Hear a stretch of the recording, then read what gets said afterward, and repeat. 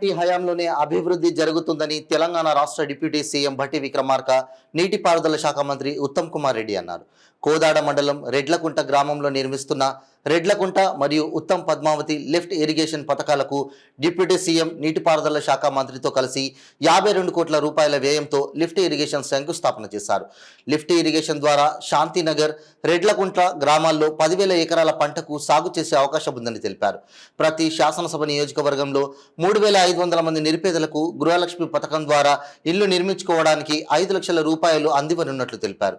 ఇచ్చిన మాట ప్రకారం మార్చి 1వ తేదీ నుండి తెల్ల రేషన్ కార్డు కలిగిన ప్రతి ఒక్కరికి 200 యూనిట్ల లోపు కరెంటు బిల్లులను మాఫీ చేయడం జరిగిందన్నారు.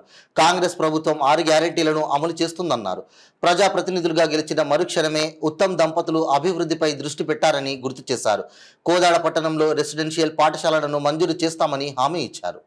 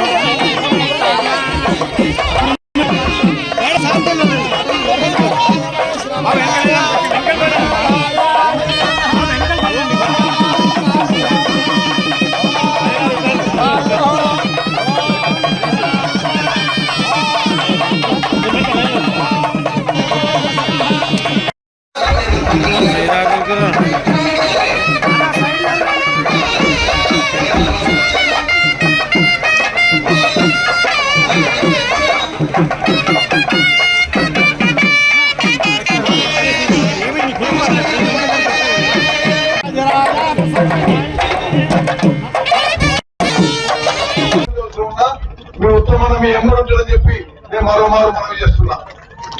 మరి పద్మావతి గారు కాంగ్రెస్ అభ్యర్థిగా మీ అందరి కృషితో రాష్ట్రంలోనే కాంగ్రెస్ పార్టీ అభ్యర్థుల్లో పోలింగ్ పర్సెంటేజ్ లో హైయెస్ట్ పర్సెంటేజ్ తో గెలవడం అది మీ అందరికీ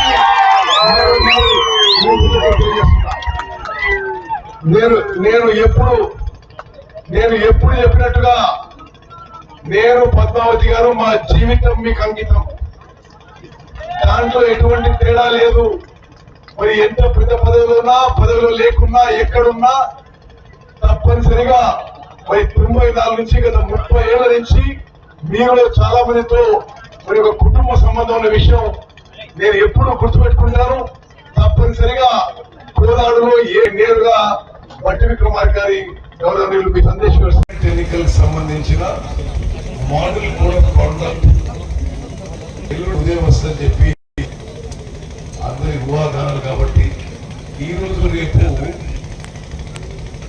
వేరు వేరు కాన్స్టిట్యున్సీస్ లో మీ అందరం కూడా ఈ శంకుస్థాపనలు ప్రారంభోత్సవ కార్యక్రమాలు పెట్టుకోవడం జరిగింది.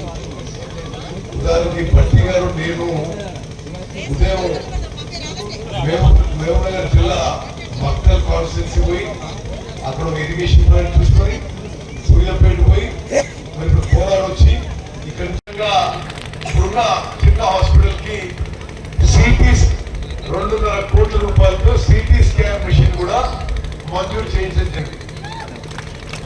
మరి ఈ రోజు మంజూరు చేసింది కానీ గతంలో మంజూరు అయినాయి కానీ ముందు మంజూరు కావడం కానీ మరి ప్రధాన కారకుడు మన అందరం కృతజ్ఞత ఉండాలి. గౌరవ ఉప ముఖ్యమంత్రి వర్యులు భట్టి విక్రమార్క గారు వారు ఆర్థిక శాఖ మంత్రి, విద్యుత్ మంత్రి అందరూ చప్పట్లతో వారికి కృతజ్ఞత తెలియజేయాలని చెప్పి విజ్ఞప్తిస్తున్నారు. భట్టి గారికి మనస్ఫూర్తిగా కోదాడ ప్రజల నుంచి ధన్యవాదాలు తెలియజేస్తున్నాను. కోదాడ ఎమ్మెల్యే తరఫు నుంచి, నా తరఫు నుంచి, కోదాడ ప్రజల తరఫు నుంచి. మరి అందరూ కూడా ముందు నా హృదయపూర్వమైన 10,000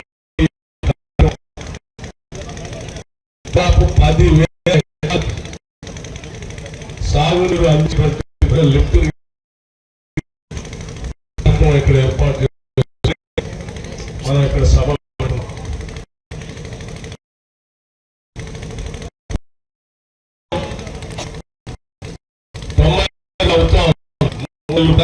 పూర్తి కాలేదు. కేవలం 3 నెలల్లోనే మరి ఎస్టిమేషన్స్ చేశారు.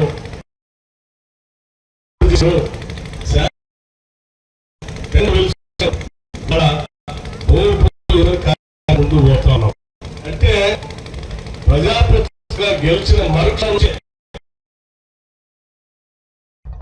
56,000 పైబడి కోలారు శాసనసభ నియోజకవర్గం 58,000 పైబడి గెలవటం అంటే అదే మొన్నటి ఎన్నికల్లో మళ్ళీ మీరే వస్తారని బీరాలు పాల్గొంటున్నటువంటి టీఆర్ఎస్ ప్రభుత్వ హయాంలో 58,000 పైబడి మెజారిటీ.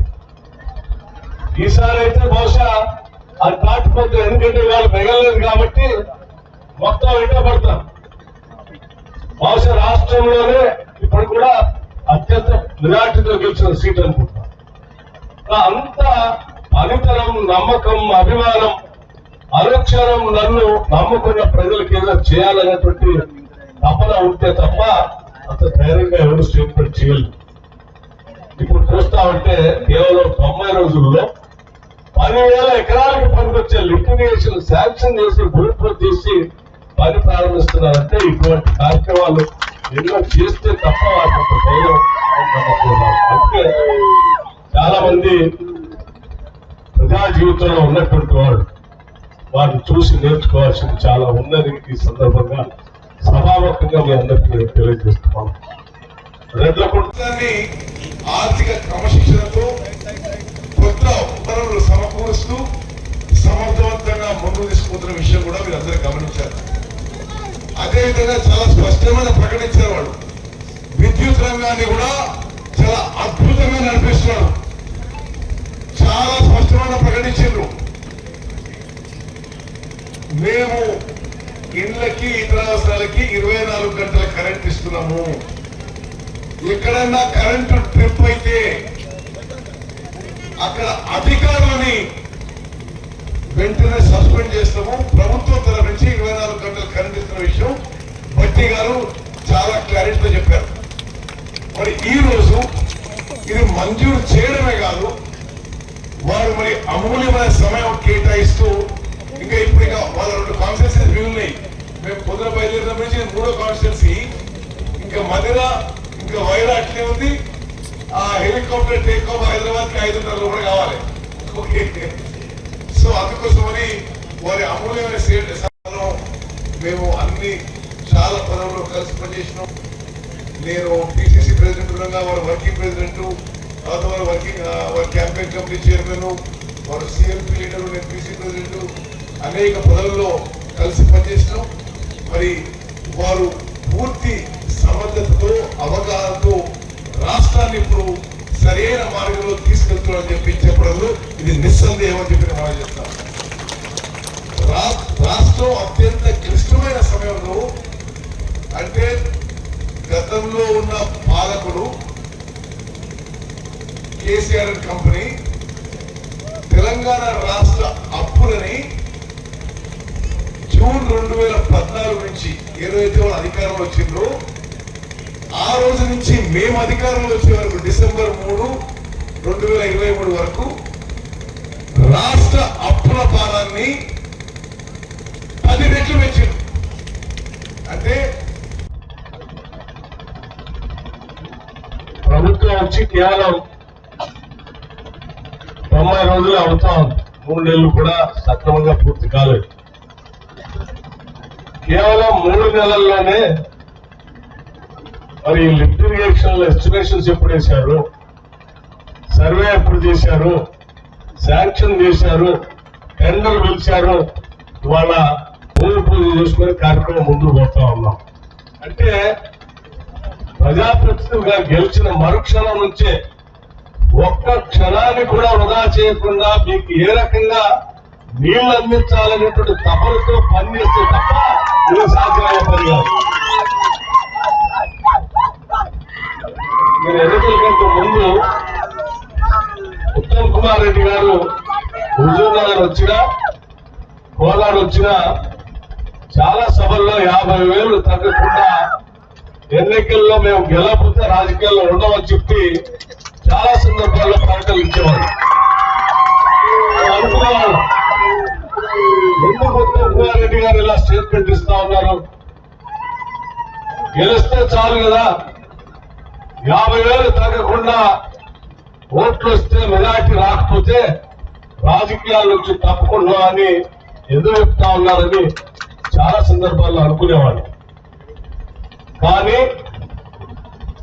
ఈ మధ్య అర్థమైంది, వారు నిత్యం నిరంతరం ఈ 2 నియోజకవర్గ ప్రజలతో మమేకమై వారు చేసిన పని విధానం కానీ ఇక్కడ ఉన్నటువంటి ప్రజల అభిమానం పైన కానీ వారికి ఉన్నటువంటి అపారమైన నమ్మకం, వారు చేసిన పని తప్పనిసరిగా 50,000 పైబడి గెలిపిస్తుందనే గాఢమైన నమ్మకం ఉంటే తప్ప అంత ధైర్యం చేసేటువంటి పరిస్థితి ప్రజాప్రభుత్వం, ప్రజల కోసం నిలబెట్టినటువంటి ప్రభుత్వం మీకోసమే పనిచేస్తుందని సవినయంగా మనం చేస్తూ, సరే నేను మళ్ళీ ప్రత్యేకంగా చెప్పాల్సినటువంటి అవసరం లేదు. కోదాడు శాసనసభ నియోజకవర్గంలో ఆసుపత్రి వైద్య రంగానికి సంబంధించి కానీ విద్యా రంగానికి సంబంధించి కానీ నేను ఎప్పుడే వస్తా ఉంటే ఉత్తమ్ కుమార్ రెడ్డి గారు అలా చెప్తా ఉన్నారు.